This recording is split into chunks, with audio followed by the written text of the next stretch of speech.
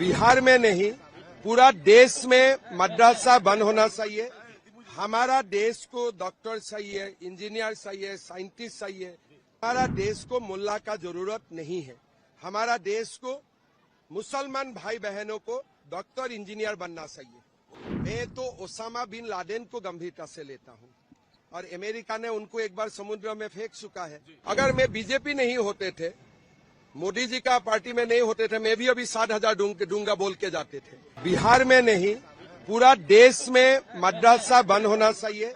हमारा देश को डॉक्टर चाहिए, इंजीनियर चाहिए, साइंटिस्ट चाहिए, आर्मी चाहिए।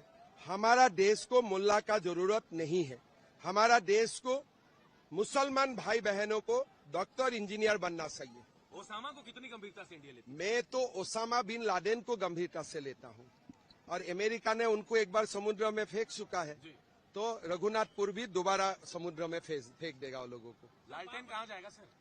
देखिए, मेरा लगता है अभी मोदी और नीतीश कुमार का लहर है, सुनामी है। लालटेन पहले भी जंगल में थे, अभी भी जंगल में रहेगा। सर, बार-बार ओसामा का नाम ले लेके आप लोग जो है कि ओसामा को हाईलाइट कर रहे हैं। बहुत बड़ी जरूरत है हाईलाइट करना।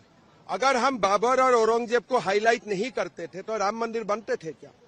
हमारा देश में हिंदू अस्मिता को जगाने के लिए बार बार ओसामा बिन लादेन का कसब का नाम हमें लेना ही पड़ेगा।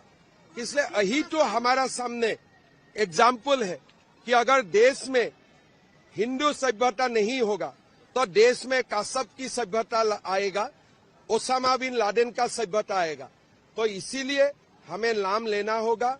हमने नाम लेने का कोशिश किया, इसलिए आज बाबरी मस्जिद का सामने जगह में राम जन्मभूमि मंदिर बना हुआ है। 10,000 रुपए बहुत लोग सवाल उठा रहे हैं उस पर कि भाई देखिए ये 10,000 रुपया का जो स्कीम है, महिला सशक्तिकरण का एक बहुत बड़ा स्कीम है। असम में मैं इसको अभी लागू कर दिया। यहाँ में तो 1.5 करोड़ माताओं को मिल रहा है।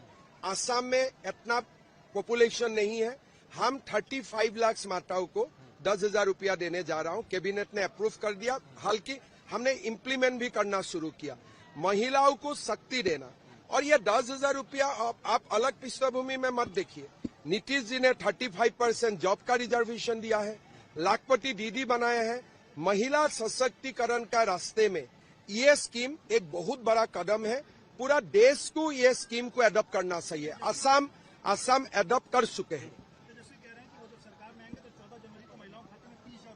देखिए, जब चुनाव होते हैं तो मैं कल सुबह बोल सकता हूं मैं 7,000 डालूंगा, लेकिन आप तो डिप्टी चीफ मिनिस्टर थे, तब कितना रुपया डाले? अभी चुनाव है, मैं सब कुछ बोल सकता हूं। घर घर में नौकरी दूंगा। हम चुनाव में वो तो 30,000 बोले। अगर मैं बीजेपी नहीं होते थे, मोदी जी का पार्टी में नहीं होते थे, मैं भी अभी 60,000 दूंगा बोल के जाते थे।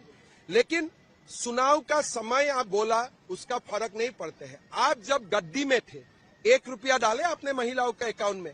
आपका भी घर में माँ है, थोड़ा माँ का सम्मान करो। जब आपका हाथ में शासन थे, 2 बार 1 रुपया आपने नहीं डाले और आज आप बोल रहे हैं आप 30,000 रुपया डालेगा।